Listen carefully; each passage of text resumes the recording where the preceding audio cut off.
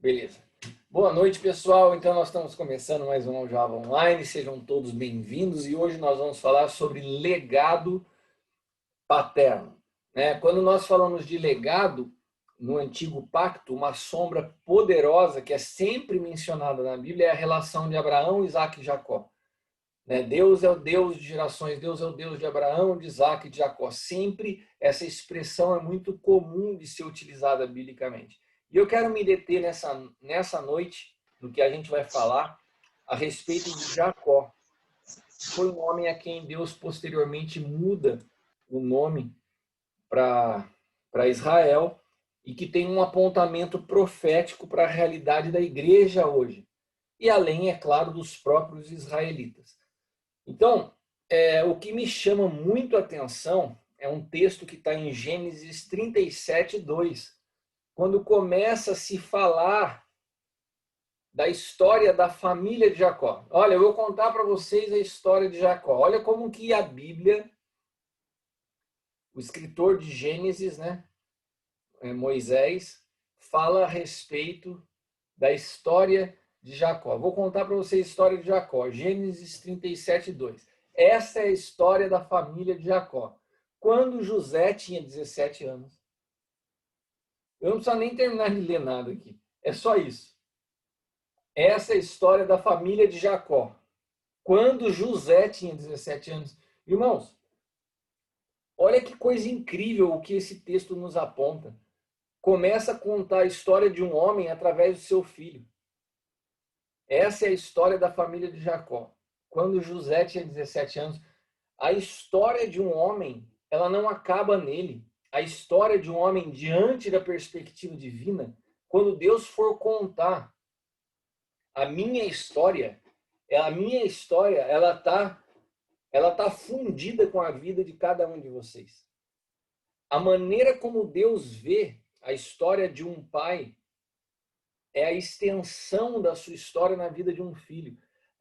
Isso é tão poderoso, isso é tão forte, isso nos dá tanto a compreensão da importância de nós estarmos conectados a um Pai, que Deus não inicia nada a partir de nós mesmos, que Deus já não vem iniciado antes de nós. Por isso que quando nós conseguimos entender a paternidade, nós estamos entendendo conexão geracional.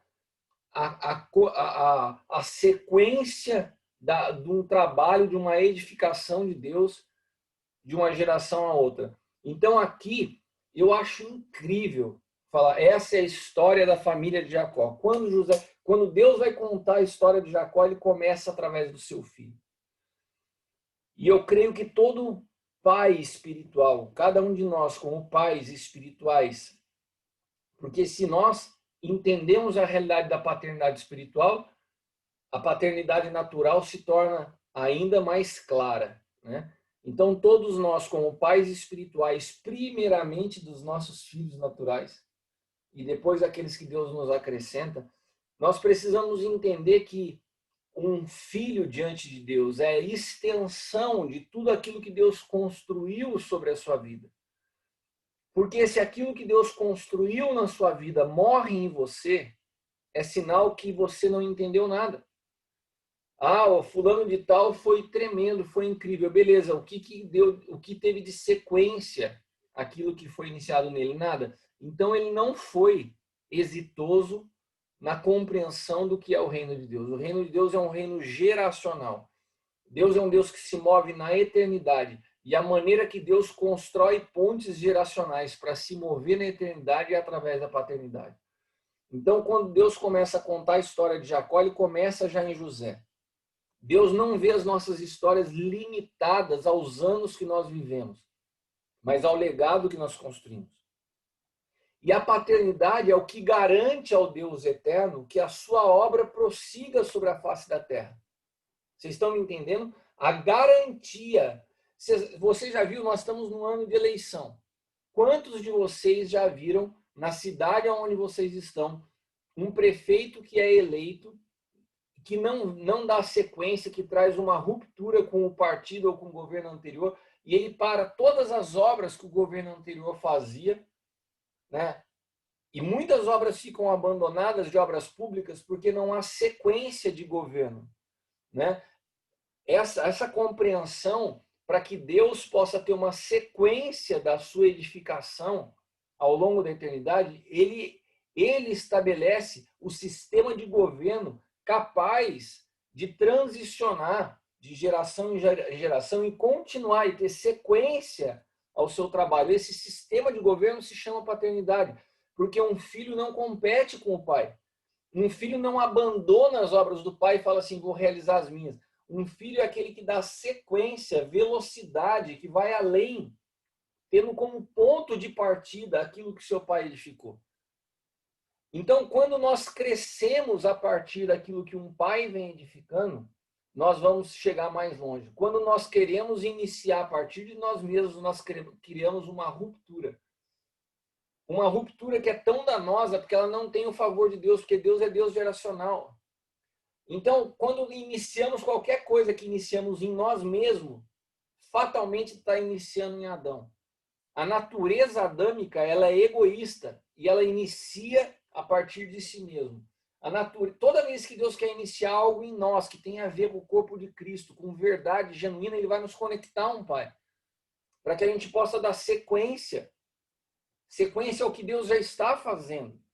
Agora, dentro do conceito de vaidade que está penetrado no meio evangélico hoje em dia, a busca por um protagonismo gospel faz com que cada um queira caminhar a carreira solo. Eu não vou dar sequência no que alguém está fazendo, eu vou fazer aquilo que eu acho, mas o reino não é um lugar onde a gente coloca os nossos achismos, é onde a gente consegue entender o que Deus vem fazendo e nós nos enquadramos ao desenho do que ele já vem estabelecendo, né?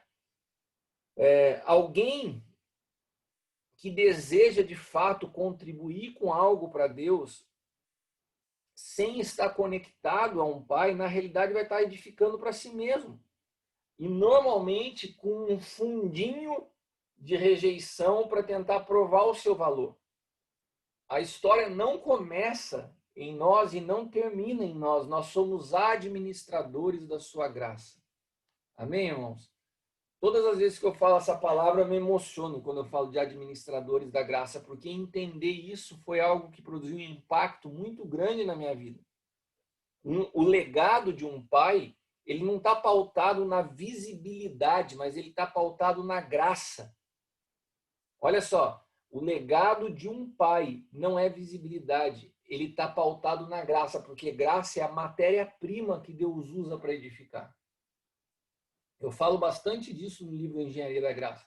Muitos de nós ainda temos um conceito de graça como favor imerecido. Você pode me falar assim, mas está errado? Não está errado. Só é limitado, né? Graça é um favor imerecido. Agora, se você aprofunda nisso, qual é o maior favor de Deus ao homem? Qual o maior favor de Deus ao homem? O que mais custou a Deus dar de graça ao homem? Foi o seu filho. Então, qual o favor que nós não merecíamos, mas recebemos? Foi Jesus. Então, se eu consigo entender que graça é o favor imerecido, mas o maior favor de Deus ao homem é Cristo, e Cristo era essa natureza invisível, né, que forma essa divindade do homem Jesus, ou seja, o que compõe a natureza divina de Jesus é a graça, é o que habitava em Jesus, é o que estava encapsulado no homem Jesus, que foi quebrado, que foi rompido, que foi rasgado na cruz e se tornou acessível a nós. Então nós recebemos medida dessa substância invisível chamada graça, que é a natureza do Cristo em nós, mas que foi distribuída ao corpo, de forma que cada um de nós temos medida dessa graça. Por isso a comunhão dos santos é tão importante. Porque é na comunhão dos santos que há impartição de graça, que há crescimento na graça, né? Mas quando nós não entendemos isso, a maior obra do diabo para que você não cresça em graça é te isolar do corpo, é fazer com que você caminhe sozinho, né? Porque Quando você está conectado a um pai, você está conectado em família. Agora, o diabo também oferece paternidade, ele se apresenta como pai, porque ele, a própria Bíblia o chama de pai da mentira. Então, tem muitas pessoas caminhando sem saber debaixo de uma paternidade diabólica. E essa paternidade diabólica, ela tem um caminho para te atrair, que é a sedução. Veja que Satanás, quando Jesus inicia o seu ministério, ele se apresenta para Jesus, olha a ousadia, e leva Jesus aonde? No pináculo do templo. Ele convida Jesus para um lugar de visibilidade e fala: eu vou te dar tudo isso aí. Só se prostra diante de mim. Deixa eu ser o teu pai. Deixa eu ser quem governa sobre a sua vida. O diabo ofereceu a Jesus, tentou seduzir Jesus subindo ao pináculo do templo. É bem diferente você ser convidado a ver o reino, a olhar o reino a partir do pináculo do templo, do que você ser convidado a enxergar o reino a partir da manjedoura. Olha só, se eu te convido, vem aqui ver o reino que eu te mostro do pináculo, o que eu estou te oferecendo é algo visível para te seduzir. Quando eu te convido para a manjedoura, você não tem nada atrativo aos teus olhos, a não ser que você tenha discernimento para ver que aquele menino que estava ali foi o filho dado pelo Senhor. Um menino se nos deu, um menino não nasceu, mas um filho foi dado. E o principado estava sobre os seus ombros. Então, Jesus apresenta, o Pai apresenta Jesus a uma classe de profetas, aos magos, não no pináculo, na manjedoura.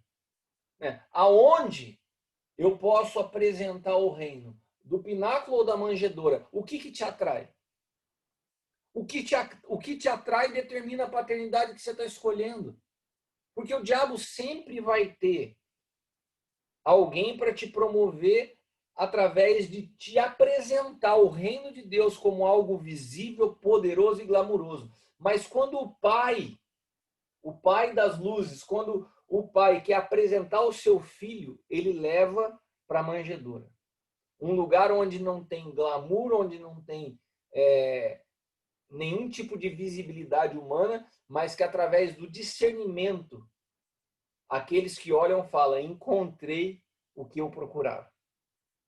E isso é algo que é gerado no espírito. O pináculo é a sedução dos olhos. A manjedoura é a capacidade de ver pelo espírito. A restauração da paternidade sobre a face da terra se deu através de Jesus. Porque ela começa como uma construção de Deus, mas ela se perde ao longo do processo que a religião começa a se sistematizar.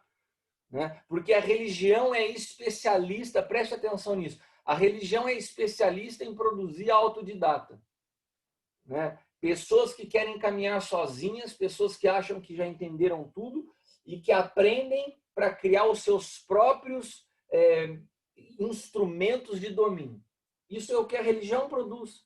Mesmo o próprio judaísmo, com todos os seus protocolos de discipulado, tinha ao longo dos anos afastado o homem da compreensão do que é ser filho, da diferença de ser filho e de ser um cumpridor de rituais, de ser um estudioso das escrituras. Tanto que quando Jesus chega, a ruptura que ele produz quando ele fala que ele era o filho, que Deus era o seu pai, né? A gente consegue perceber bem isso quando a gente vê as cartas de Paulo, irmãos. Paulo é alguém que foi treinado, né, para ser um cumpridor de ritual, um estudioso das escrituras, mas que se distanciou de uma mentalidade de filho, que se tornou cego, né?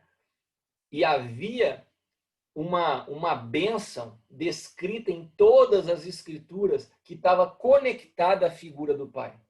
Eu quero ler para vocês um texto muito interessante com relação a Jacó, porque quando Jacó estava para morrer, José sabia da importância da bênção paterna. Agora preste atenção.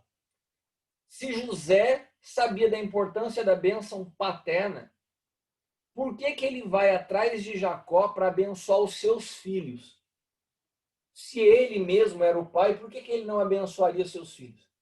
É interessantíssimo esse texto, porque José, ele não vai atrás de Jacó e fala assim, eu quero a bênção do meu pai para mim. Ele queria que Jacó orasse pelos seus filhos. Mas em nenhum momento a Bíblia usa a palavra avô. Porque para Deus não existe a palavra avô. A palavra avô é uma palavra que foi traduzida para o latim, que chegou para a gente aqui, para os chamados latinos, como avô. Mas se você pegar a palavra avô em inglês, como que é a palavra avô em inglês? A palavra avô em inglês é grandfather, seria um grande pai. Essa é a realidade. A Bíblia é um livro de pais. A Bíblia não menciona a figura de avô. E quando José vai diante de Jacó, ele não vai procurar o avô dos seus filhos. Ele vai procurar um grande pai, um pai que é maior que ele, para que pudesse derramar da bênção paterna sobre os seus filhos. Ele não busca a bênção de um avô velhinho, caidinho para os seus netos. Ele entende o que é um legado geracional e fala assim, ó, eu quero a bênção do meu pai para os meus filhos. Mas vamos ler o texto que vai ficar mais fácil da gente compreender, tá? Em Gênesis 48, do 13 ao 19. Gênesis 48, do 13 ao 19.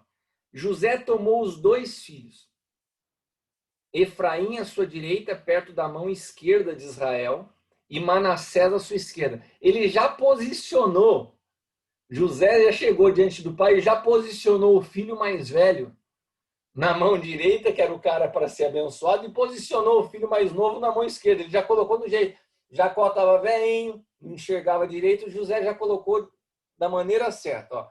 Manassés à sua esquerda, perto da mão direita de Israel, e aproximou dele de Israel. Porém, estendeu a mão direita e a pôs sobre a cabeça de Efraim, embora esse fosse mais novo, cruzando os braços. José posicionou os filhos dele certinho diante de Jacó, né, diante de Israel.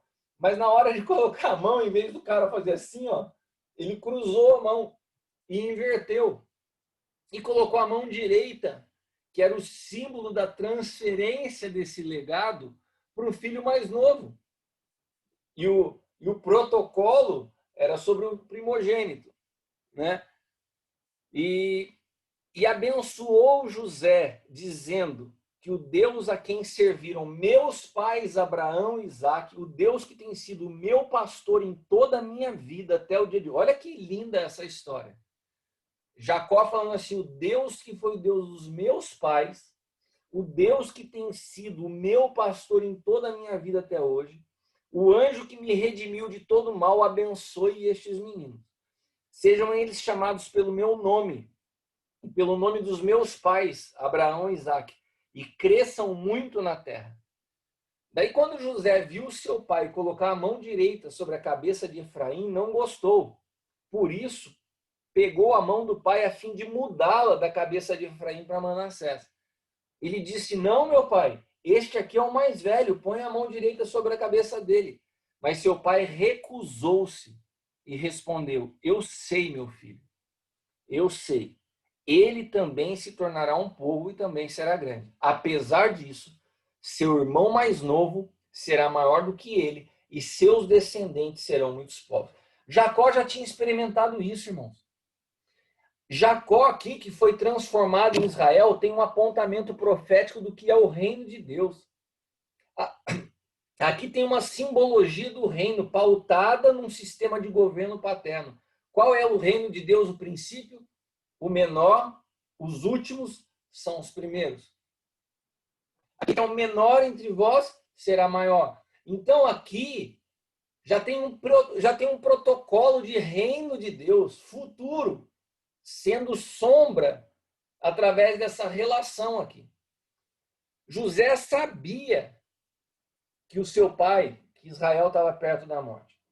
Mas ele vem e pede, ora para os meus filhos. Por quê? Porque José sabia do poder da bênção de um pai. A oração de um pai para abençoar um filho, a palavra abençoar, que vem de um pai para filho, significa liberar para prosperar. Mas os filhos de José, Efraim e Manassés, já tinham a bênção dele, de José. Agora é o que eu falei, quando você tem um pai que é um homem de Deus, toda a história e todo o seu legado podem ser transmitidos. É como se José falasse, não, eu tenho alguém que é maior que eu.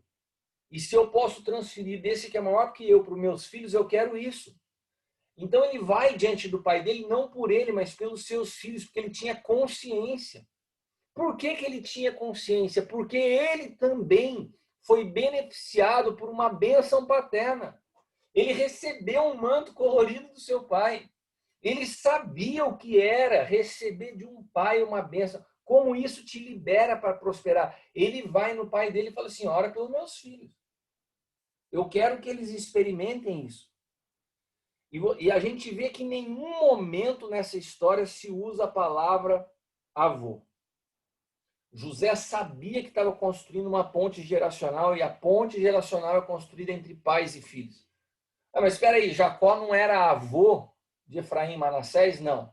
Jacó era um grande pai. Era um pai maior que José. Por quê? Porque um pai de um filho, a Bíblia chama de pai. Um pai que toca duas gerações, a Bíblia chama de um grande pai. Então a Bíblia não chama de avô, ela chama de um grande pai todo aquele que toca mais de uma geração. Então eu quero ter o privilégio de orar pelos meus netos, né? Mas os meus netos não serão para mim como netos, serão para mim como filhos, porque a compreensão de paternidade espiritual ela não muda. É a mesma coisa, cada um de vocês que está aqui, a grande maioria já tem os seus filhos. Né? Às vezes as pessoas até brincam comigo, igual meu avô, não sou avô de ninguém.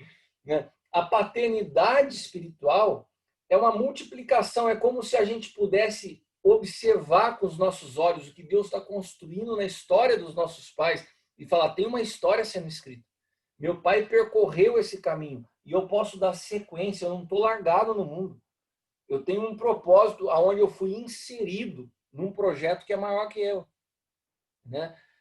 Então, quando José fica chateado que o seu pai estava abençoando o filho errado, ele perde de vista que a bênção paterna não se dá por preferência pessoal, não se dá por gosto ou desgosto. Preste atenção que isso é muito importante. Eu não sei da estrutura que você possa ter vindo do denominacional, do sistema que você já participou dentro da igreja, e pode ser que muitas vezes você se sinta frustrado na relação paterna, porque você depositou expectativas em mim que eu não tenho como atender. Porque no sistema religioso, a quem mais se dá atenção é sinal que mais se ama. Mas não é isso aqui. Quando Jacó ou Israel, né, com o nome trocado, inverte a mão, ele não inverteu a mão para abençoar uma menor porque ele tinha uma preferência pelo menor. Ele não inverteu a mão porque ele não gostava do maior. Não tem nada a ver com emoções, tem a ver com destino. Um pai aponta destino. E cada filho tem um destino diferente. E você vai buscar isso aonde? Nas suas emoções? Na sua alma? Nos seus gostos pessoais? Não. É uma responsabilidade violenta de você buscar em Deus o destino para um filho. Por isso não pode haver comparação. Ah, mas por que vai fazer uma conferência tal e fulano de tal vai ministrar e eu não vou? Ah, por que quando abre para falar ele chama a pessoa tal e não chama eu? Cara, se a gente não colocar no nosso coração que não há comparação, que uma paternidade espiritual ela não pode caminhar por preferências pessoais ou por gostos pessoais, ainda que os tenhamos, é lógico que é natural que você tenha mais afinidade com um do que com o outro. Afinidade agora, na hora de apontar destino, na hora de trazer direção, na hora de liberar uma palavra, na hora de exercer paternidade, não tem nada a ver com isso. Um pai é alguém que conecta gerações, que aponta destino a partir de uma direção do Senhor. Olha que interessante, Gênesis 28, versículos 3 Gênesis 28, versículos 3 e 4. E Deus Todo-Poderoso te abençoe e te faça frutificar e te multiplique, para que sejas uma multidão de povos, e te dê a bênção de Abraão, a ti e a tua descendência contigo, para que em herança possuas a terra de tuas peregrinações que Deus deu a Abraão. Deus libera uma bênção a Jacó, falando assim, você vai ser um grande pai, né? Um pai de gerações, né? O que Deus construiu na vida de um pai vai avançar sobre a vida de um filho, mas vai chegar em outras gerações. É aqui que se cumpre o que o salmista diz lá no Salmo 145:4, sabe? Uma geração louvará a outra geração as tuas obras. O que é uma geração louvará a outra geração as tuas obras? É quando um filho, às vezes a gente fantasia e não consegue parar para pensar, o que é uma geração louvar a outra? É quando o filho consegue olhar para trás e vai falar assim, glória a Deus, hoje eu compreendo o caminho que foi trilhado pelo meu pai. Hoje eu compreendo palavras que ele falava que eu não entendia. Hoje eu compreendo realidades espirituais que eu não compreendia. Hoje eu entendo por que ele me falava assim, olha, não fica convidando todo mundo para ministrar na sua igreja, você tem que entender o que você está edificando. Hoje eu entendo por que ele falava tanto da tecla do novo pacto. Hoje eu entendo por que ele falava sobre paternidade. Hoje eu consigo entender os desenhos de Deus. Eu louvo ao Senhor por aquilo que foi construído na geração do meu pai, pelo caminho que meu pai percorreu antes de mim. Sabe o que o salmista está falando? Quando uma geração louva outra geração, ela consegue entender as suas obras. As obras de Deus são geracionais. Então, quando um filho tem a capacidade de olhar para trás e falar assim, glória a Deus, pelo que meu pai veio construindo, que eu posso partir daqui, o salmista consegue ter um flash dessa realidade no espírito e fala assim, uma geração vai louvar a outra geração pelas tuas obras, porque as tuas obras, elas são geracionais. Vocês estão me entendendo? Abençoar significa exatamente isso. Um pai, ele trazia o seu filho diante do avô, né, do pai do seu pai, como se essa criança estivesse recebendo a autorização de 2 gerações para avançar com o propósito. O que José está falando aqui é o seguinte, olha só, meu pai, os caminhos que Abraão percorreu, que depois foram trilhados por Isaac, e que você lutou com o anjo, teve o seu nome transformado, as experiências que você teve com Deus, que vieram desde Abraão, vieram de Isaac, chegaram no Senhor, eu quero que chegue nos meus filhos. Quando um pai reconhece que a bênção do seu próprio pai pode chegar nos filhos, ele está sendo uma ponte, como se tivesse 2 gerações liberando os nossos filhos para um propósito maior. Na época de Jesus, isso ainda era costume de ser feito, né? A religião, o judaísmo tinha se distanciado da importância de ser filho, mas ainda trabalhava com alguns protocolos, né? Então, quando um judeu enxergava alguém maior que ele levava os seus filhos e falava assim, ó, abençoa meu filho aqui. Sabe aquela história que quando Jesus estava ministrando, chegavam as pessoas com... Aquilo ali eram os pais que chegavam diante de Jesus e falavam assim, ó, abençoa meu filho aqui. Eu vejo que você é maior que eu. Eu quero essa bênção paterna. Havia esse entendimento. Os pais levavam os seus filhos para receberem uma bênção geracional. Por isso eu falei para vocês na semana passada, a gente precisa definir qual é a aliança que a gente está andando. Eu falo isso para todo mundo que vem caminhar comigo, para todo mundo. Irmão, você quer que eu te sirva como irmão? Vamos caminhar como irmão. Quer que eu te sirva como amigo? Vamos caminhar como amigo. Mas quando a gente fala de paternidade, a gente tem que entender o que é essa aliança que a gente está entrando. Sabe? Aquilo que nós estamos construindo vai chegar não só na sua vida, vai chegar na vida dos seus filhos.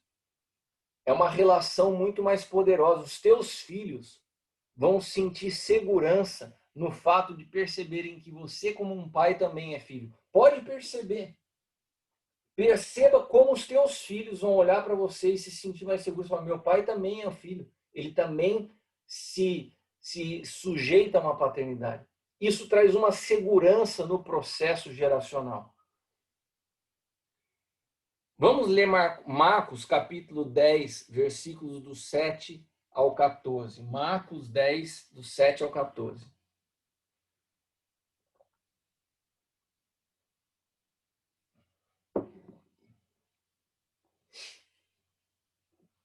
Olha que interessante o contexto. Eu acabei de falar para vocês que quando as crianças chegavam diante de Jesus, mas olha o contexto em que isso acontece. Eu quero que vocês prestem atenção no contexto histórico. Olha o que Jesus estava ensinando. Eu estou lendo um pouco antes, eu estou ampliando a leitura para que a gente pegue um panorama maior da Escritura. Olha o que estava rolando quando as crianças começaram a chegar. Vou ler do 7 ao 14. Isso aqui é Jesus ensinando, tá? Por isso deixará o homem seu pai e sua mãe, e unir-se à sua mulher, e serão os dois uma só carne. E assim já não serão dois, mas uma só carne. Portanto, o que Deus ajuntou não separe o homem. Do que Jesus está falando aqui? Repita comigo: casamento, família. O maior exemplo, a maior analogia da igreja. Então vamos lá. Portanto, o que Deus ajuntou não separe o homem. E em casa. Então, Jesus estava ministrando em algum lugar, de repente fala assim, e em casa, ou seja, já chegaram numa casa. Já estavam num ambiente familiar. Provavelmente iam comer alguma coisa. E eles tinham acabado de sair dessa ministração de Jesus com a galera. Jesus falando sobre isso. De casamento, deixará o homem seu pai e sua mãe e tal. E em casa tornaram os discípulos a interrogá-lo acerca disso mesmo. Você entendeu o contexto? Jesus ensinando de casamento para a galera. Chegou em casa, foram comer, prepararam a mesa, os discípulos chegam e começam a perguntar para Jesus as mesmas coisas que Jesus tinha acabado de ensinar. Sobre o quê? Casamento. Sobre família. Sobre paternidade. Sobre educação de filhos. Eles estavam nessa temática, não separa. O casal, quando produz ruptura, traz muito dano para os filhos. Eles estavam falando dessas coisas. E ele lhes disse, e os discípulos interrogaram acerca disso mesmo, e ele lhes disse, qualquer que deixar sua mulher e casar com outra, adultera contra ela. E se a mulher deixar o seu marido e casar com outro, adultera. Olha só, ele estava dentro da casa falando disso, do que acontecia com a ruptura de uma aliança, com o prejuízo que se dava quando homem e mulher se separam. E nisso traziam-lhe os meninos para lhe que tocassem. Quem traziam? Os pais. As mulheres não participavam desse bate-papo, irmãos. As mulheres ficavam na cozinha e quem ficava ao redor de Jesus eram os homens. Quem trazia os meninos para serem tocados por Jesus eram os pais. Você está conseguindo? Você está aqui comigo? Estou olhando para o rosto, eu não quero que você desperte isso agora. Você consegue entender isso aqui? Você consegue entrar nessa cena comigo? Você imagina a oportunidade de você entrar numa casa, nada mais, nada menos que Jesus está dando um discipulado ali. E você tem entendimento de bênção geracional. E daí você está com um filho seu do lado. Você fala assim, eu não vou perder essa oportunidade. O cara está falando de família, o cara está falando de ruptura, do que acontece na separação de casal. Daí os pais que estavam presentes chegavam com os filhos, iam chegando com a criança para Jesus orar, e os discípulos estavam bravos. Os discípulos estavam fazendo pergunta do assunto, querendo ouvir Jesus, e os pais querendo que Jesus colocasse as mãos, igual Jacó colocou nos filhos de José. Ó, põe a sua mão aqui, Jesus. Abençoa o meu filho, porque você é maior que eu. Você é um grande pai. E eu quero que você abençoe meu filho. Daí os discípulos ficavam bravos e afastando as crianças. Não, deixa o mestre ensinar tal. E Jesus, vendo essa cena, indignou-se e disse, deixai vir os meninos a mim. Não impeçais, porque dos tais é o reino de Deus. Esse contexto, você imagina o que aconteceu? A Bíblia não descreve. Você consegue imaginar o que aconteceu? Jesus estava no discipulado, os pais trazendo seus filhos. Os discípulos tentando barrar o negócio porque queriam aprender mais sobre adultério, separação, ruptura de aliança. Jesus falou, pode parar, deixa eles virem. Naquele momento, eu acho que Jesus, eu acho, tá? E Jesus segue falando, a criança, os meninos chegando, e ele punha a mão na cabeça e abençoava um por um enquanto estava falando de aliança, enquanto estava falando de família, enquanto estava falando para os pais, olha, a quebra de uma aliança produz um dano violento sobre os seus filhos, eu os abençoo. Mas era esse o contexto da conversa no ambiente familiar dentro de uma casa. Então, e Jesus estava falando, olha, deixem que as crianças cheguem, porque delas é o reino de Deus. É como se esse texto aqui, ele tivesse conectado ao texto de Israel, de Jacó, abençoando os filhos de José. Quando ele fala, olha, eu não errei aqui ao cruzar as mãos, porque o menor vai servir o maior. Porque na igreja, os últimos, no reino de Deus, os últimos serão os primeiros. Aqueles que vocês acham que são grandes, na verdade são pequenos, mas os pequeninos desses é o reino dos céus. Esse texto aqui está conectado ao que aconteceu lá. E tudo relacionado ao quê? A uma bênção paterna, ao poder de uma aliança. O mesmo texto onde Jesus está abençoando as crianças é onde ele está falando da aliança do casamento.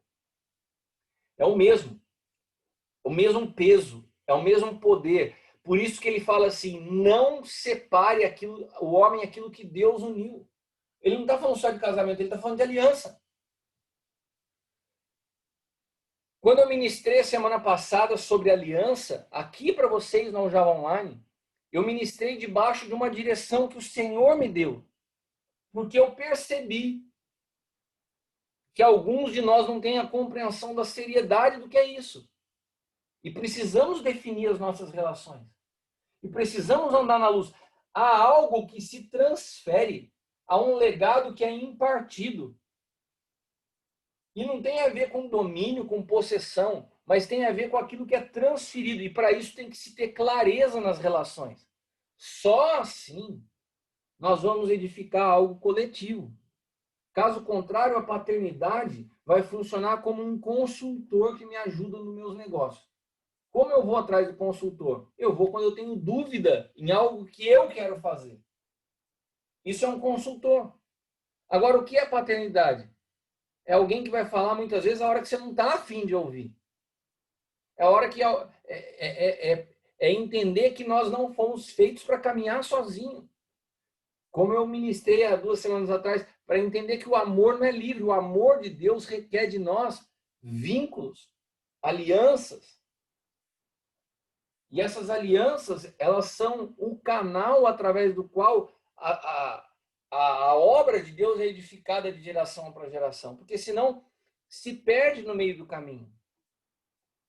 Então, essa construção de Deus que vem ao longo de toda a eternidade, ela é construída através de pontes geracionais, governadas por um sistema de paternidade.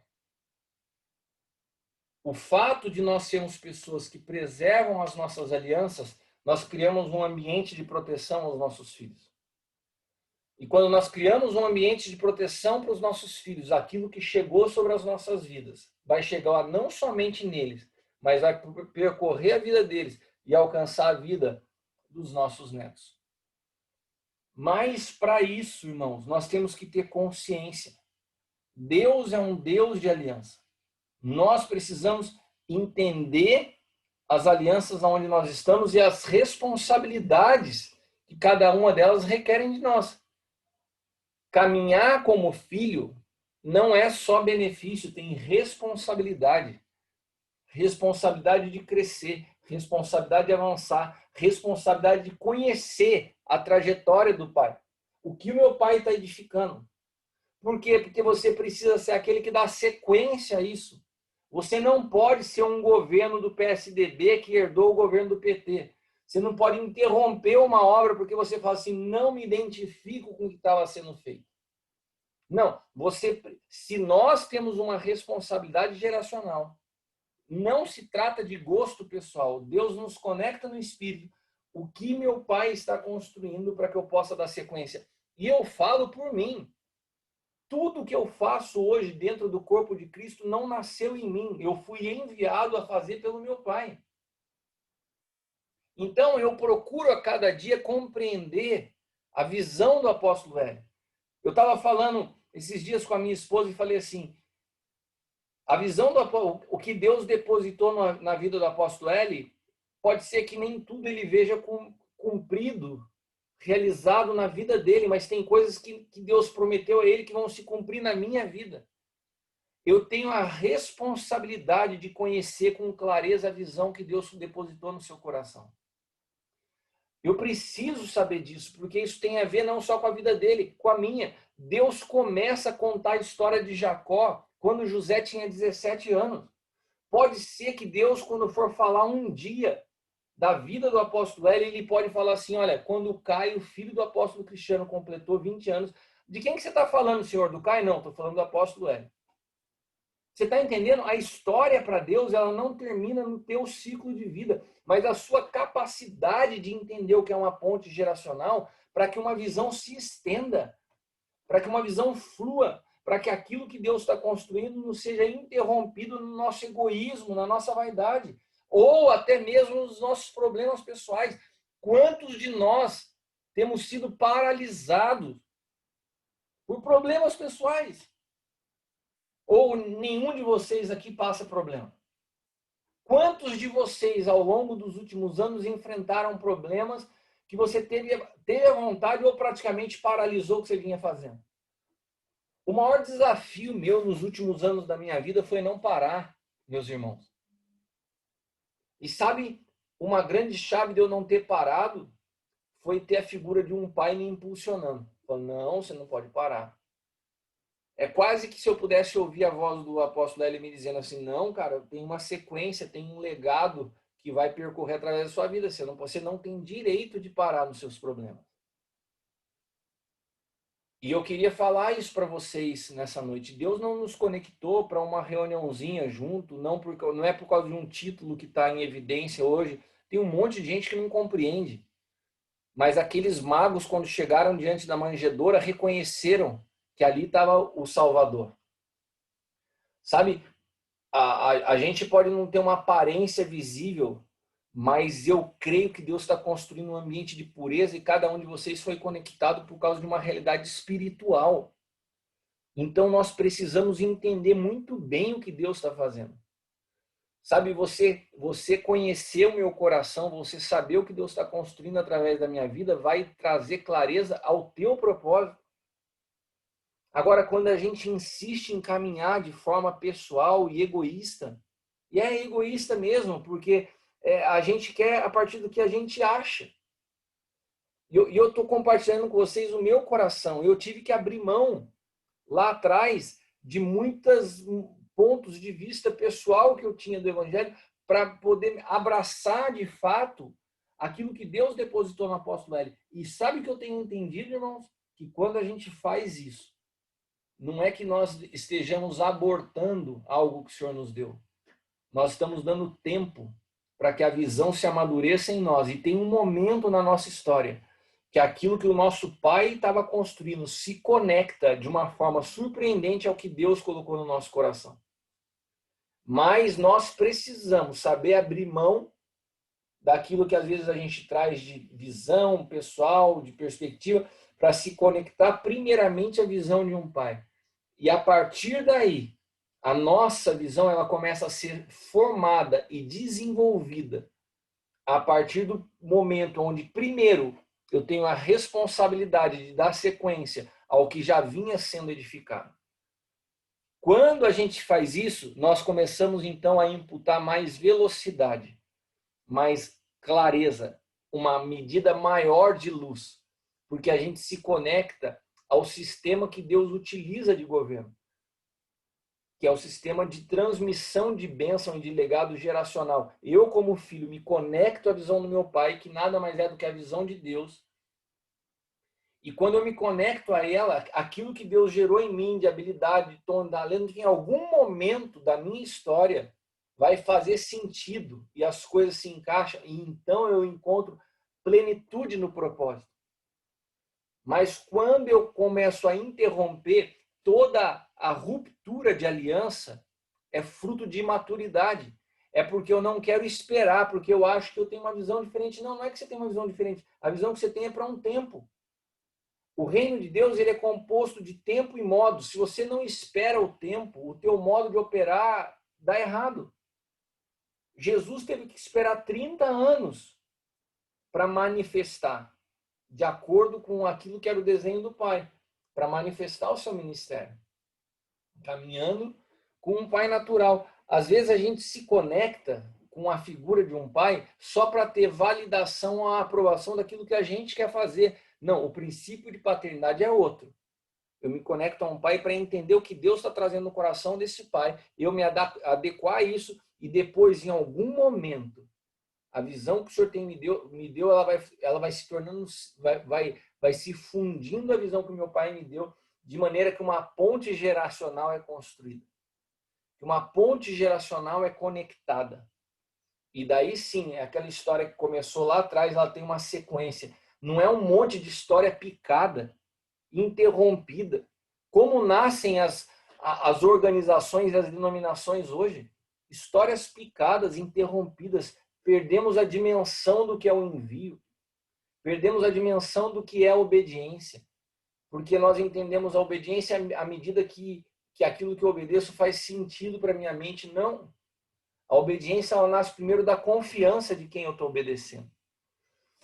Então, quando nós falamos de legado paterno, nós estamos falando dessas pontes geracionais que são poderosos elementos de bênção de Deus sobre a nossa vida e sobre as nossas gerações.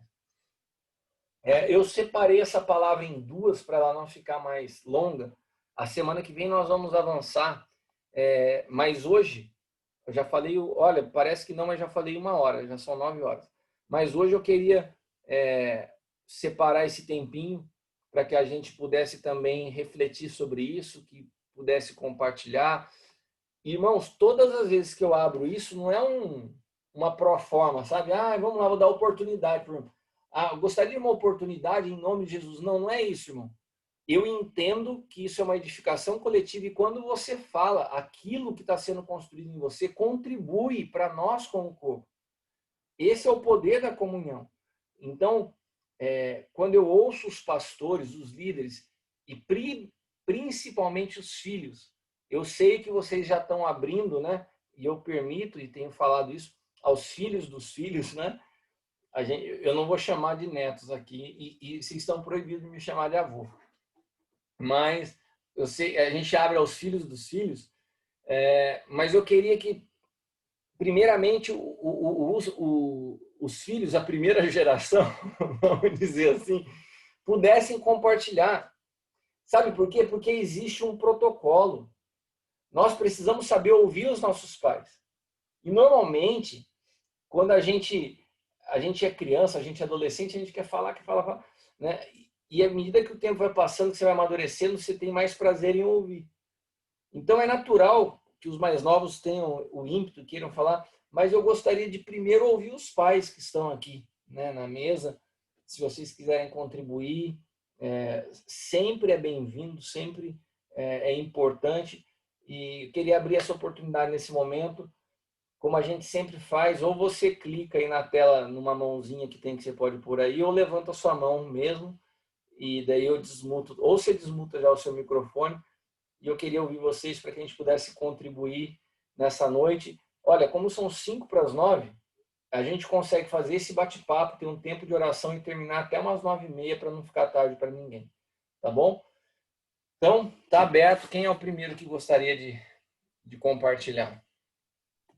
Paizão, boa noite. Boa noite, irmão. Tudo bem? Fala, Kleber. É interessante como Deus, né, sempre trata na linha geracional. Assim foi com a linhagem de Davi, né? Todos aqueles reis que faziam segundo a instrução do Senhor. Quando você vai olhar na história, fala que ele fez tudo conforme seu pai Davi, né? E os reis que faziam em desacordo à vontade do Senhor não tinham esse trecho dizendo que fez conforme o seu pai Davi, né? E a gente vê em Jesus sendo estabelecido um trono, né? Perpétuo também, da importância que o Senhor, acho que Deus vê sobre o legado geracional, né? Então, mostra que o reino de Deus não é um reino que constrói para uma pessoa só. Nós vivemos um evangelho eterno. E quando a gente está conectado à paternidade nesse sentido, nós estamos fluindo o propósito eterno de Deus, não o propósito de uma pessoa, né? Então, acho que dentro do que você disse aí, é muito preciso e nós entendemos isso, que tudo no reino de Deus, tudo para Deus, ele está ligado ao propósito eterno, que é o evangelho eterno. E é isso aí que eu queria contribuir. Amém. E nós precisamos entender isso, né? A nossa vida, quando nós somos chamados por Deus, nós somos chamados a contribuir com uma obra eterna, que não nasceu em nós. Não nasceu em nós. Então, a capacidade de discernir o que Deus já vinha fazendo através dos nossos pais é fundamental para que, de fato, o que eu vier fazer esteja contribuindo, né? De fato, esteja contribuindo. O Hilton está falando aqui, isso é tão real que as pessoas não diziam Jesus filho de José, e sim Jesus filho de Davi. Exato. Também por quê? Porque já se sabia que o Messias cumpriria uma ordem geracional. A bênção que foi estabelecida lá em Davi, né, vai de geração em geração percorrendo, e se você for ver na história é lindo, porque cada um desses homens, cada um desses pais, né, eles foram colaboradores do desenho eterno para que a verdade presente, né? Eu falei esses dias com o Adriano sobre isso, a parousia aletheia se manifestasse no Cronos através da vida de um homem que soube respeitar. Por que você acha, meu irmão, que José aceitou a história de Maria? Esses dias eu estava com meu filho, viajando, estava o meu filho, a namorada dele, e daí eu falei para ele, você já imaginou, cara? A namorada dele chama Maria também. Eu falei, você imaginou a Maria chegar para você amanhã e falar assim, eu tô grávida. Ele falou, opa, como assim você está grávida? Não fui eu. E daí ela vira para você e fala, tô grávida do Espírito Santo. Eu falei assim, você imaginou, José?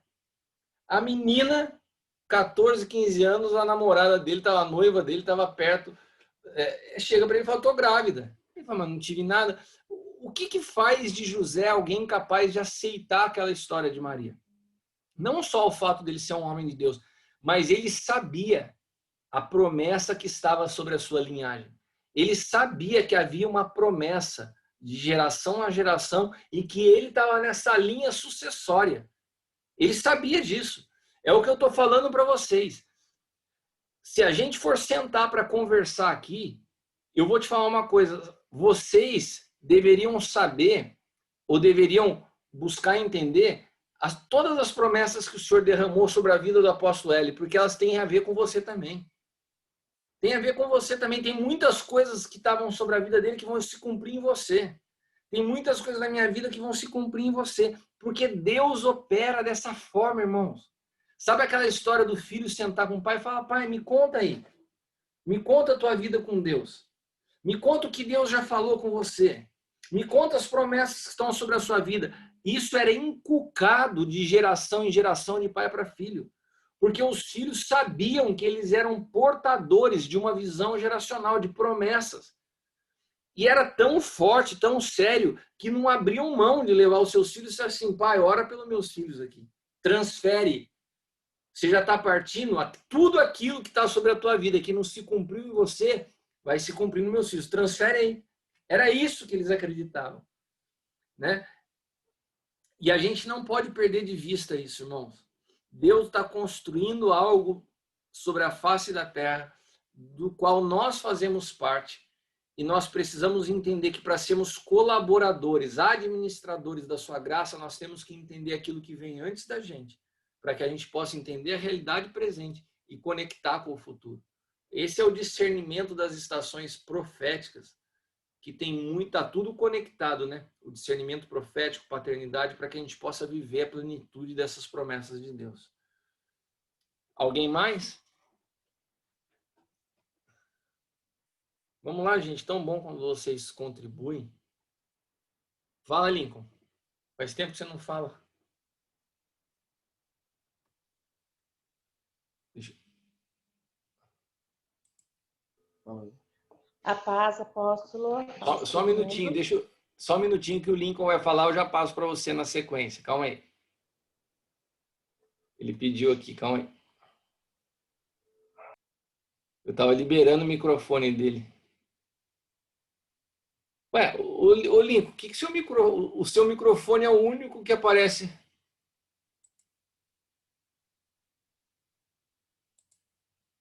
Vou tentar mais uma vez.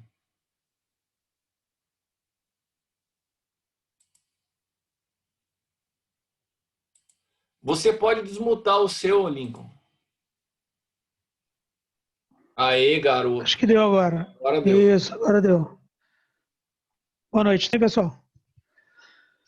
Rapidinho, uma coisa que me chamou a atenção aqui, que você lia Mateus 19, que ele fala assim, deixa as crianças virem, porque de tais é o reino do Deus, o reino dos céus. Uma outra tradução aqui, eu li assim, pessoas que são como essas crianças. Esse texto é um texto que ser como essas crianças é algo que fica um pouco vago, né? Porque ser como as crianças, o que é isso? Ser como as crianças não é ser bobo, não é ser infantil. Como você falou, vamos imaginar a cena, Jesus pegando a criança e levando, o pai pegando a criança e levando até Jesus. Então eu entendo que ele disse, ser como essa criança é aceitar o direcionamento. Você imagina ele levando... Se permitir ser conduzido, né? Ser conduzido, exatamente. Porque imagina a cena de um pai levando até Cristo e a criança esperneando e fazendo uma birra na frente de todo mundo, porque não quer ir. A situação fica muito feia, né? Então, se permitir ser conduzido. Foi isso que ficou claro para mim. Então, quando ele fala o reino dos céus é desse tipo de gente que se permite ser conduzido. Eu creio que aí fica bem claro ser como criança, ser como a criança. Senão fica uma característica muito infantilizada, se a gente não entender direito o contexto. Era só isso. Muito boa colocação, obrigado. Acho que contribuiu bastante, ajudou demais. Quando a gente vai imaginando o contexto, é isso mesmo que o Lincoln falou, né?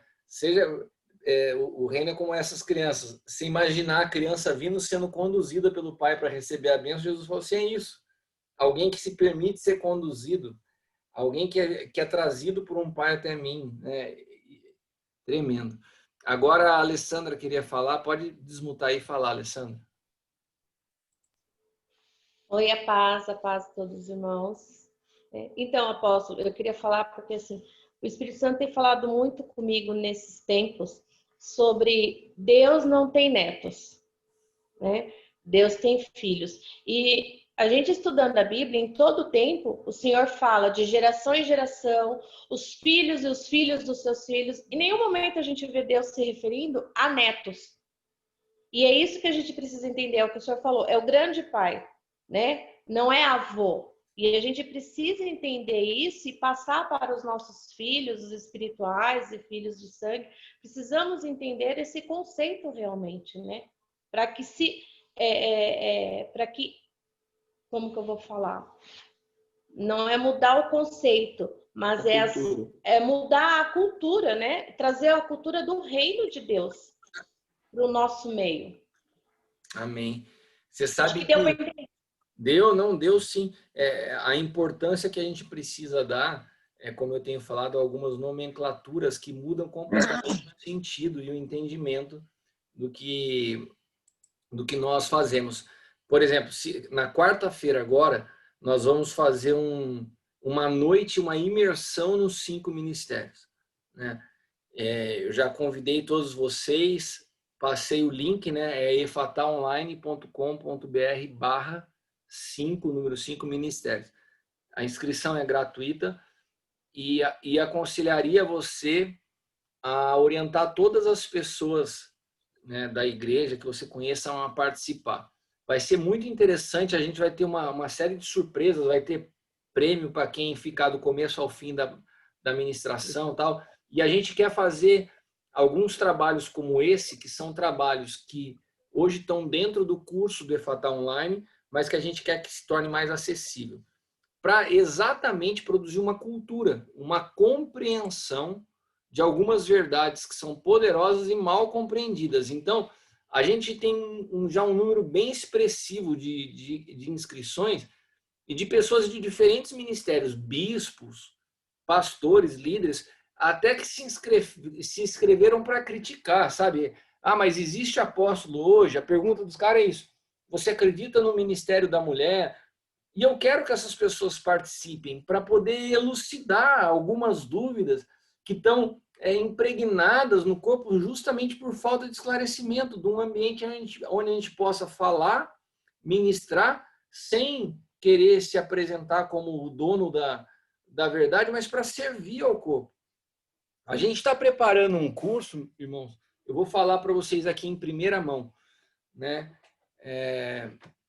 Sobre educação e cuidado e ensino para adolescentes à luz da palavra. Como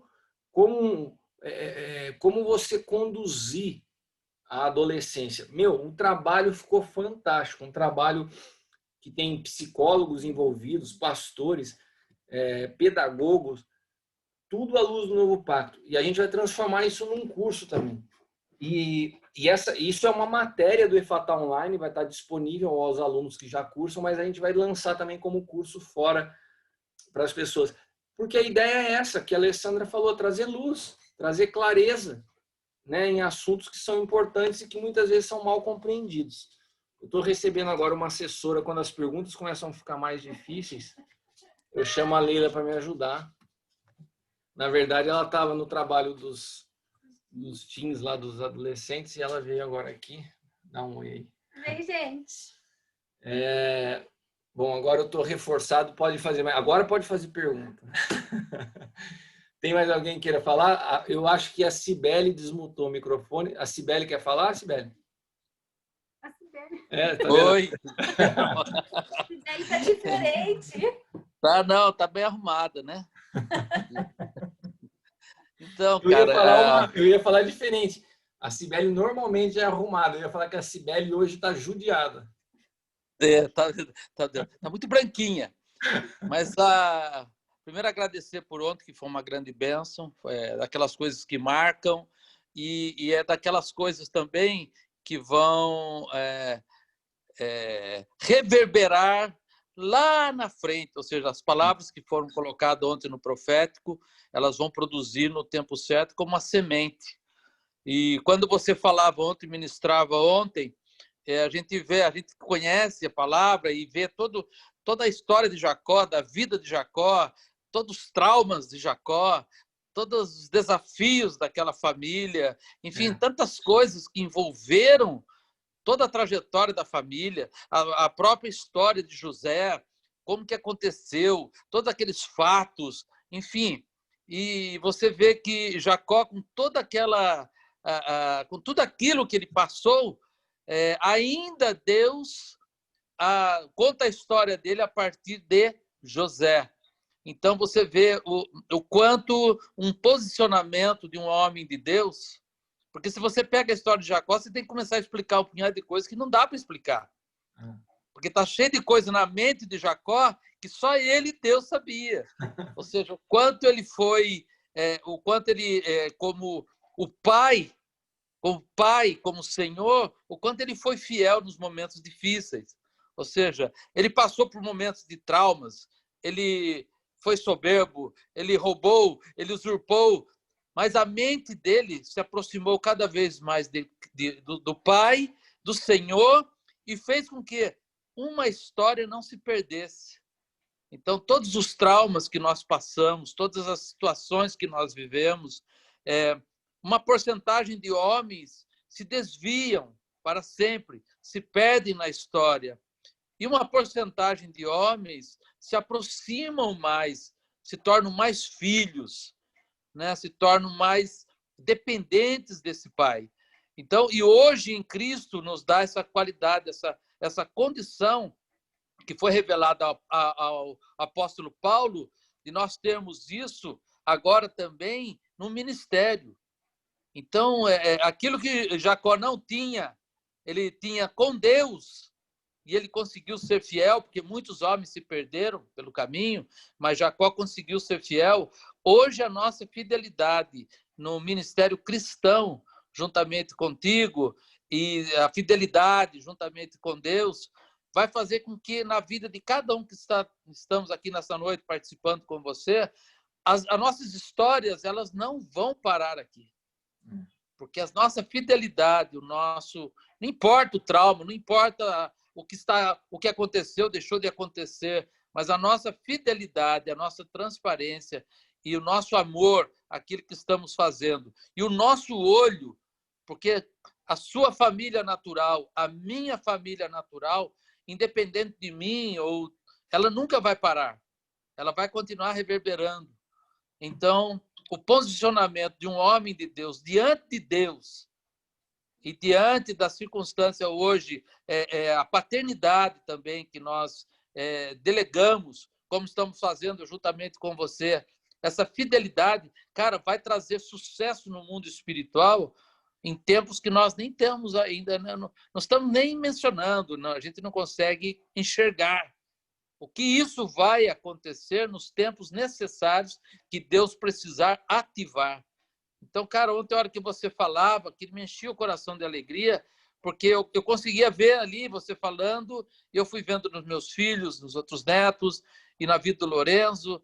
Eu falei, cara, às vezes a gente quer fazer tanta coisa, e Deus já está falando, ei, está feito, vai acontecer, calma. Enfim, mas a gente no natural a gente demora para entender isso. E ontem virou uma ficha legal, virou uma chave. Ontem foi muito legal aquilo, porque quando você consegue enxergar isso, meu irmão, traz uma paz e você começa a entender o reino, que o reino é eterno. E como é difícil, às vezes, porque você pensa que a eternidade é hoje, é agora. Não, meu irmão, ela é hoje, ela é agora, mas ela é para sempre também. Então, cara, como é gostoso você poder dizer assim, eu estou olhando por uma terra espiritual, a qual eu semear, as colheitas virão no meu tempo e no tempo dos outros. E elas serão para glorificar o nome do Senhor. Então, cara, ontem foi muito gostoso, dormi em paz. Amém. Foi bom mesmo. E foi essa palavra de ontem que me deu o start para a gente falar sobre isso hoje, trazer essa consciência para todo mundo. É importante que a sua contribuição também, porque é isso, a gente chega num momento da vida que parece que a gente não está vendo algumas coisas cumpridas, mas Deus, ele vê o cumprimento disso percorrendo a nossa geração. Então, aquilo que para a gente às vezes é uma aflição, para Deus tá tranquilo, cara. Você não consegue dimensionar o que o teu neto está portando e que vem de você, o que o teu filho está portando. Então, a gente entender isso a partir dessa nossa relação aqui. Eu estava falando hoje à tarde, eu estava trocando ideia com o Gustavo Lara sobre o poder da comunhão, né? E a gente estava falando uma coisa interessante, que a comunhão não é um compartilhar, quando a gente está aqui, não é um compartilhar de nossas vidas, é o compartilhar da mesma vida. O que produz comunhão é a vida de Cristo em cada um de nós. Então, porque senão a gente pode achar que todas as pessoas que estão reunidas por grupo de afinidade, elas têm comunhão. Então, você ir para a torcida do São Paulo lá, os caras têm comunhão. Se a gente achar que comunhão é isso. Se você for na torcida do time da Marginal do Tietê lá, você vai achar que os caras, quando eles se unem, eles têm comunhão. Não, não é comunhão, é uma junção de várias vidas diferentes, né? Agora, quando nós falamos de comunhão, o que nós temos aqui é o compartilhar da mesma vida. A mesma vida, que é a vida de Cristo, né? Amém. E essa vida de Cristo, ela percorre, essa natureza, ela percorre as gerações. E é isso que quebra um monte de paradigma, porque a mesma vida que eu porto, o meu filho porta, a minha esposa porta. Não tem diferença do meu sacerdócio para o dela. E hoje tem uma briga no meio eclesiástico por causa disso. Você acredita no ministério da mulher? Como que eu não vou acreditar? Se Jesus fala que não tem mais judeu, nem grego, nem macho, nem fêmea, nós nos tornamos um em Cristo. Então, qual que é a diferença do sacerdócio da mulher do sacerdócio do homem? As pessoas ainda estão presas a fragmentos religiosos, né? Olhando alguns assuntos por uma ótica natural. E às vezes a gente não percebe isso, mas a gente está também. A gente recebe promessas que a gente fala assim, ó, o tempo está passando, mas não vai se cumprir na minha vida. Mas não vai mesmo. Tem coisas que vão se cumprir no seu filho e para Deus é a mesma coisa que você. Exatamente. Se a gente olhar a geração, né, que saiu do Egito, para Deus, teve uma geração que entrou na Terra da Promessa, né? Porque aqueles que não entraram, os filhos entraram.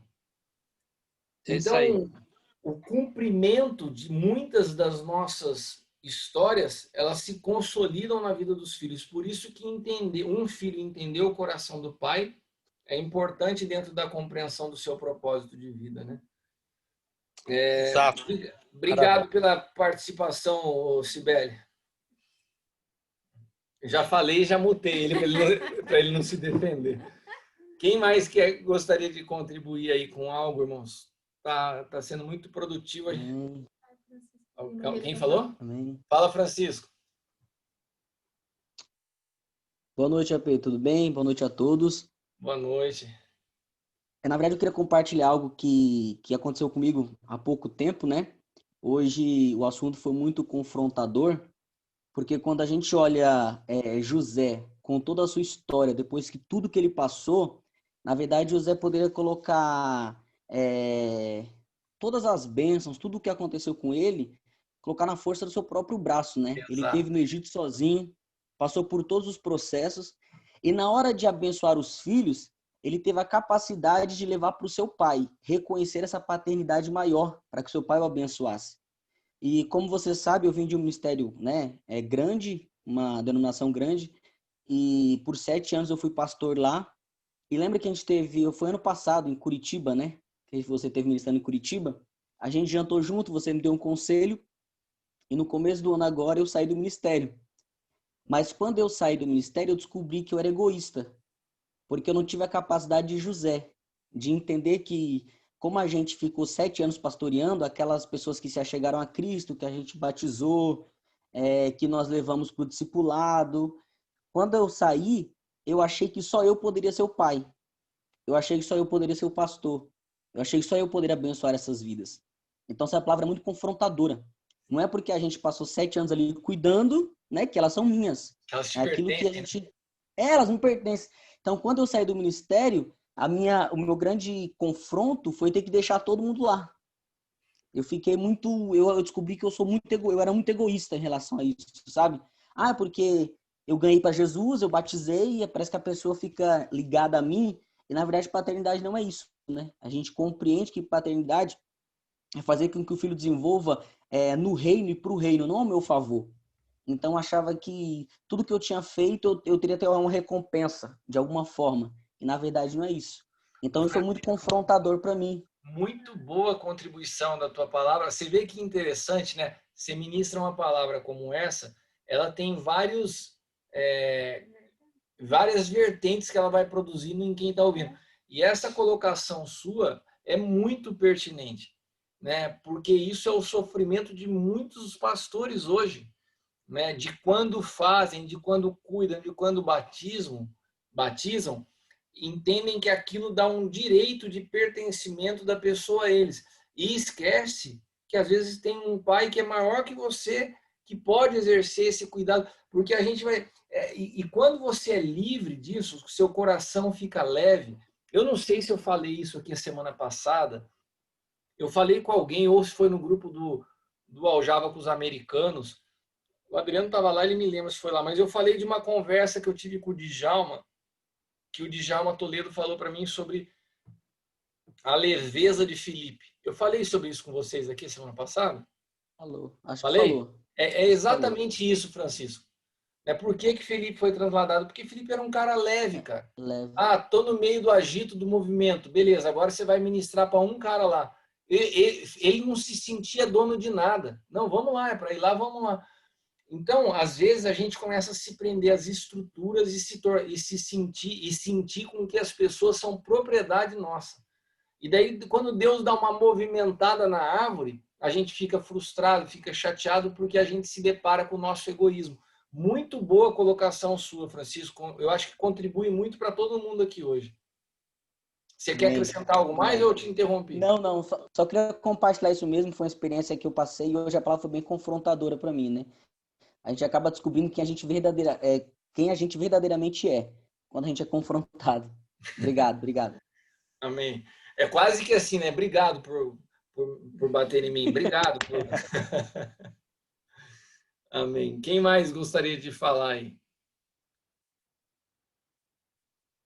Fala, Marcelo. Aqui. Paz, apóstolo, tudo bem? Paz, tudo bom? Paz a todos. Apóstolo, eu concordo no que ele falou, o Francisco, né? E na verdade eu ia entrar com esse assunto. A gente passou por vários ministérios e a gente viu isso, né?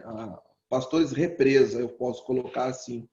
Não são pais, eles são represas. Eles vão se retendo para ele as pessoas, né? E se sentindo donos, né? Achando que são propriedades, né? Ah, é meu filho, ah, eu que cuido, ah, eu que batizei, ah, eu que salvei. Então, muitas das vezes, quando a pessoa se sente uma direção, vê a direção de Deus para que ela vá avançar para um outro lugar ou para uma outra nação, a pessoa fica frustrada, ela se sente chateada, porque agora você vai me abandonar, investi tanto em você, agora quer contar com você e você foi embora, né? E uma das coisas que Deus veio ensinando eu em algum tempo, por passar por alguns ministérios como esse, ensinando que eu não era dono de nada.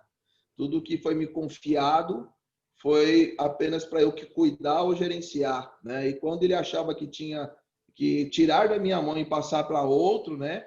E assim era feito. Tanto que eu sempre me posicionava diante das pessoas como um servo no qual estava servindo e preparando aquelas pessoas para que ela pudesse avançar. E sempre dizia que o Cristo Jesus, né, a esperança da glória, é o seu bom pastor, né? Falou, ele é o nosso bom pastor, né? Eu sou apenas aquele que está aqui instruindo, ensinando, para que amanhã você avance. E você não me pertence, até porque não tenho furos nas mãos, não tenho marca da coroa de espinho na cabeça, não fui eu que morri por vocês, né? Mas o próprio Cristo morreu por vocês. Então eu não me sinto dono de vocês. Se amanhã o Senhor entender que tem que levar vocês para outro ministério, para outro lugar, abençoados sejam, né? Porque vocês vão frutificar o que vocês receberam aqui, né? Então, sejam bênção naquele lugar. Então, eu sempre entendi isso, né? Todas as vezes que Deus me confiou pessoas que eu ensinei, que eu pude contribuir, né, na vida dela, e quando chegou o momento delas partirem, com muita alegria nós abençoamos. E essas pessoas são bênçãos em outros ministérios, estão frutificando, estão crescendo, né, estão ajudando os ministérios a crescer. E a gente entendeu isso perfeitamente. Algumas pessoas questionavam a gente, mas como vocês investiram 4 anos e as pessoas foram embora? Elas não foram embora, elas foram enviadas para que pudesse multiplicar o reino, né? E uma outra coisa que eu queria acrescentar nisso eu venho aprendendo, como eu comentei, eu venho aprendendo a ser filho, né? Eu sempre fui um bom servo, né? Sempre via Deus como Deus e eu como um servo de Deus, né? Fiel, ele mandava fazer, eu fazia. Mas eu nunca me relacionei com Deus como filho, né? Eu não tinha esse entendimento de ser um filho de Deus, né? Mas sim um servo de Deus. E hoje, eu estava até conversando com o pastor Alexandre, falando, pastor, todas as minhas decisões a partir de hoje, né? Eu tenho que aguardar uma resposta de Deus, porque Ele é meu Pai. Então, tudo que eu fiz no passado foi porque eu quis. E Deus atendeu, porque pela minha meninice, muitas vezes insistindo, Ele falou, tá bom, vai lá e faça, né? E você vai ver o resultado. E muitas das vezes os resultados eram negativos, né? E eu me chegava bem frustrado diante de Deus, porque aconteceu, o Senhor me deu e tal, porque você insistiu, né? Não era isso que eu tinha para você. Mas a partir do momento que comecei a perguntar, Senhor, eu devo fazer isso? Eu devo fazer aquilo? E Ele começou a me instruir, as coisas começaram a prosperar como resultado da casa, né? Cheguei, perguntei para o apóstolo, aí como é que eu faço? Como é que é? O que eu devo fazer? Tanto que fluiu de tal forma, o que eu pedi para Deus foi algo, ele me entregou algo muito maior e melhor do que eu podia esperar. E tudo vem frutificando até agora, né? As coisas vêm se colaborando. Então, quando você aprende a ser filho, a ser obediente, as coisas começam a acontecer muito rápido, né? E você começa a ver nitidamente a mão do Pai estendida e dizendo assim: eu aprovo, eu estou com você porque eu ordenei que você fizesse. Então, para mim, ser filho hoje, né, com 4 anos de idade, aprendendo a andar com o pai, não tem a coisa mais segura e mais gostosa, né, de estar sendo conduzido pelo pai. Então, para mim, hoje, tem sido assim algo de suma importância. Eu não tenho mais andado ansioso em querer, ai, Deus, eu quero, eu não vejo a hora de ter uma igreja na mão. Pai, eu estou fazendo com 1, com 2, com 10, para mim está maravilhoso, está gostoso, porque é o que o Senhor quer que eu faça, né? Porque a partir do momento que o Senhor achar que eu tenho que fazer algo maior, o Senhor vai me comunicar. E eu sou grato a Deus por ter enviado, né, você, Cristiano, como um pai, né, que temos na mesma idade, mas, né, um pai, né, que carinhoso. Você tem 37 também? Hã? Você tem 37 anos também?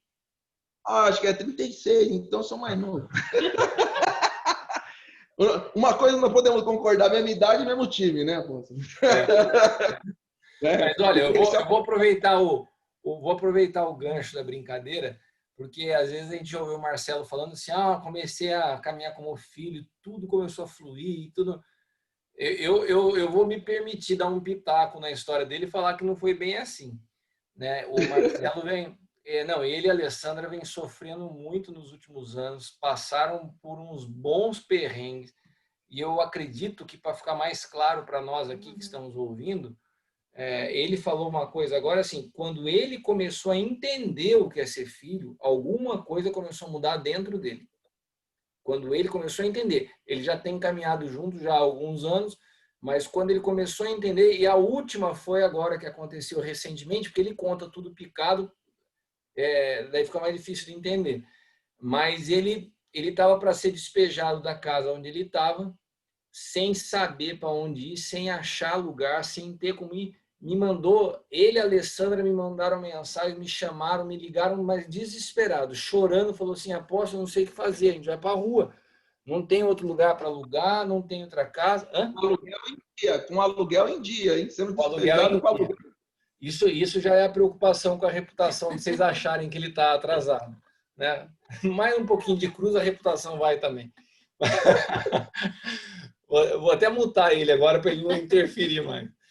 Mas o seguinte, ele estava preocupado com isso, né? E a palavra que eu falei para ele foi assim, Marcelo, eu enfrento e já enfrentei as mesmas dificuldades. A diferença é que eu aprendi que tem coisas que não estão no meu controle, mas permanecem no controle do Senhor. Se Deus permitir que você venha sair dessa casa, eu falei assim, recebe o que eu estou te falando, essa palavra. Deus vai te colocar numa casa melhor do que você está. Eu sei que ele acreditou meio assim por educação, sabe? Mas ele está aprendendo a descansar. Ele está aprendendo a descansar. Daí mandou a semana passada uma foto para mim, numa mansão lá em Sorocaba, com piscina, churrasqueira. Eu falei, beleza, agora vai ter que convidar todo mundo da Aljava a fazer um churrasco lá para nos receber. Tá todo mundo fazendo assim com a cabeça, ó. Porque agora tem que compartilhar a bênção, não é algo que vai ficar restrito em você. O Hilton já quer usar a piscina da sua casa, que eu conheço. A gente leva o Jefão para fazer o churrasco e vamos todo mundo desfrutar. Mas foi um milagre mesmo. E eu acho que o maior milagre não é ter recebido a casa. É ver ele e a Alessandra sorrindo hoje, poder compartilhar, que não foi simples assim, né? Eu vi esse caminho que Deus foi construindo para trabalhar neles, obediência, aprender a descansar, essa ansiedade que às vezes de querer ver as coisas acontecer, e Deus tem feito realmente, e é um processo que eu acho que para todos nós é muito importante. Eu vi também, o Roberto postou aqui que Deus disse a Davi que seu trono seria eterno e se cumpriu em Jesus, exatamente, né? Se a gente parar para pensar, essa palavra de Deus para Davi não foi realidade, porque o trono de Davi acabou, não. Mas quando Deus falava isso, ele falava na perspectiva que o filho de Davi, que era Jesus, daria sequência àquele trono eterno. Né? Exatamente esse princípio da promessa de um pai chegar no filho. Né? Obrigado pela contribuição. Quer falar alguma coisa mais, Roberto ou Nancy? Olha lá, vocês estão com conversinha na hora da aula, daí não presta atenção que eu estou falando com vocês dois. Estou perguntando se vocês querem complementar algo no que você falou aqui ou só isso mesmo. Você quer, Roberto? Fala. Ele quer, não ligou. Ah, não quer? Ele fez assim, não. O Hilton está dando uma dica aqui, pessoal. Sem aglomeração, nós poderíamos já ir na casa do Marcelo nesse sábado. Pode ser. Se der tempo para o Marcelo comprar a carne, Hilton, pode ser. A gente combina. Nesse é melhor porque o outro é o Java, né? O outro é o aljava. Então, nesse pode ser que de repente a gente faça isso. Já que a bênção está fluindo tanto, lá eles estão rindo que não conseguem nem se controlar, né? Onde abundou o choro, superabundou o sorriso, eu acho que pode ser um churrascão lá. A gente combina e eu aviso no grupo. Irmãos, são 9h30, né? Eu quero saber se tem alguém aqui que queira a saideira, alguma palavra que Deus tenha falado contigo, que você queira testificar em cima do que foi falado hoje, senão nós vamos estar orando para finalizar. Tem mais alguém?